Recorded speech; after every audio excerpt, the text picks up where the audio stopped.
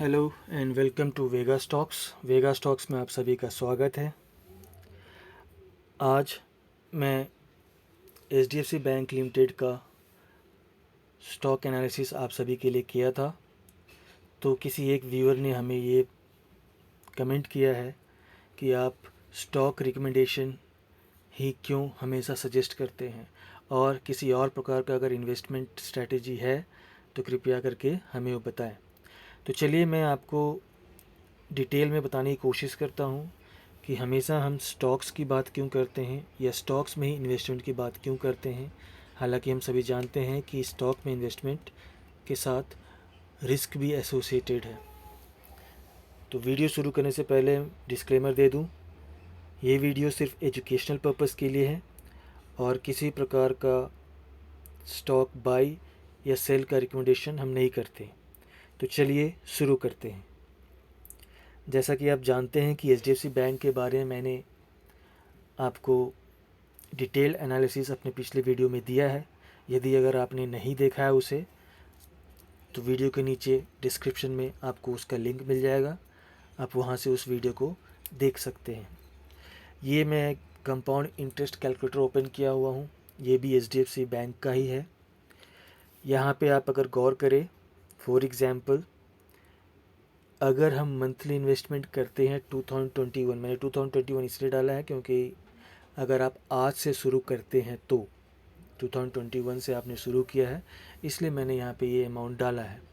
2021 का monthly investment अगर आप करते हैं किसी भी particular specially large cap stocks में, जैसे कि एचडीएफसी हो गया, लार्सन एंड टुब्रो हो गया, रिलायंस हो गया, या टीसीएस हो गया, इन्फोसिस हो गया, बहुत सारे large stocks, large companies, large cap companies है हमारे मार्केट में, जिसे कहा जाता है कि भारतीय बाज़ार का मेन पिलर्स है, ब्लू चिप कंपनीज़ है। इस कंपनीज़ में इन्वेस्ट रह के आप कंपाउंड इंटरेस्ट का फ़ायदा अच्छे से उठा सकते हैं। तो चलिए मैं उसी को दिखाने की कोशिश करता हूँ।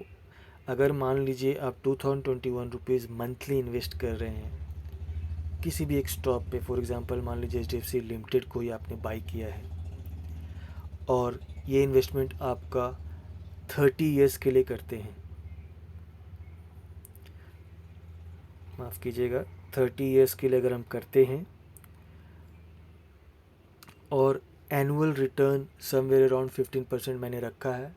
आप चाहें तो इसे कम और ज़्यादा भी कर सकते हैं। हालांकि आपको पता है कि स्टॉक मार्केट में एनुअल रिटर्न 20, 25, इवन 30% तक जाता है, आराम से जाता है।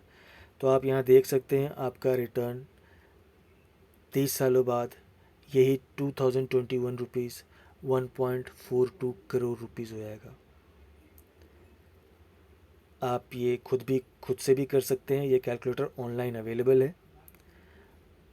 आप इसीलिए आपने गौर किया होगा कि अक्सर एवरी न्यूज़ चैनल्स में या फिर इन्वेस्टमेंट गुरुज का कहना होता है कि जितनी जल्दी आप इन्वेस्टमेंट करना चाहें आप कर सकते हैं, क्योंकि जितनी जल्दी आप इन्वेस्टमेंट करेंगे उतना लंबे समय तक आप इन्वेस्टेड रहेंगे, और जितना लंबे समय तक आप इन्वेस्टेड रहेंगे उतना ही आपका पैसा कंपाउंड इंटरेस्ट के साथ ग्रो करता रहेगा। मान लीजिए अगर मैं इसे 2000 रुपीज़ कर देता हूँ,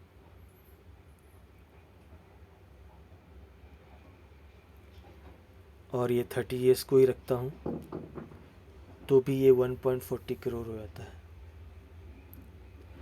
तो आप देख सकते हैं कि कंपाउंड इंटरेस्ट पाने के लिए हमें इन्वेस्टमेंट स्टॉक्स में ही, अच्छे स्टॉक्स में ही करना चाहिए।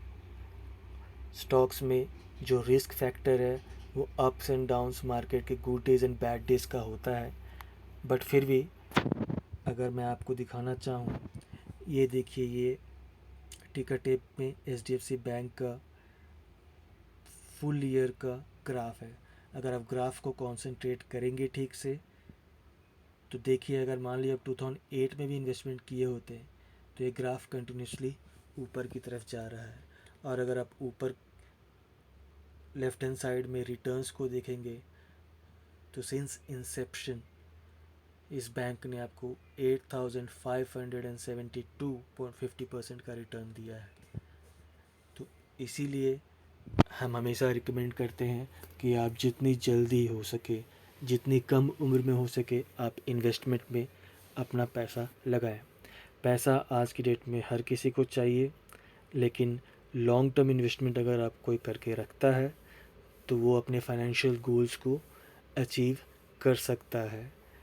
इस पैसे को ग्रो होने के लिए यही बेनिफिट है कि ये जितने लंबे समय तक इन्वेस्टेड रहे उतना ज़्यादा अच्छा ग्रो होगा। आपको कंपाउंड इंटरेस्ट के ऊपर बहुत सारे वीडियोस यूट्यूब पे मिल जाएंगे। इनफैक्ट आप गूगल सर्च भी करेंगे तो बहुत सारे इंस्टीट्यूशंस भी कंपाउंड इंटरेस्ट के बारे में खुलकर सामने से बताते हैं। बट फैक्ट यही है कि लॉन्ग टर्म इन्वेस्टमेंट के लिए आपको डेडिकेशन के साथ हर महीने जितना भी आपका क्षमता हो, 500 रुपये, 1000 रुपये, 2000 रुपये करके आप इन्वेस्टमेंट कर सकते हैं। आशा करता हूँ आपको ये वीडियो अच्छा लगा हो। अच्छा लगा तो लाइक, सब्सक्राइब और शेयर करना ना भूलें। धन्यवाद।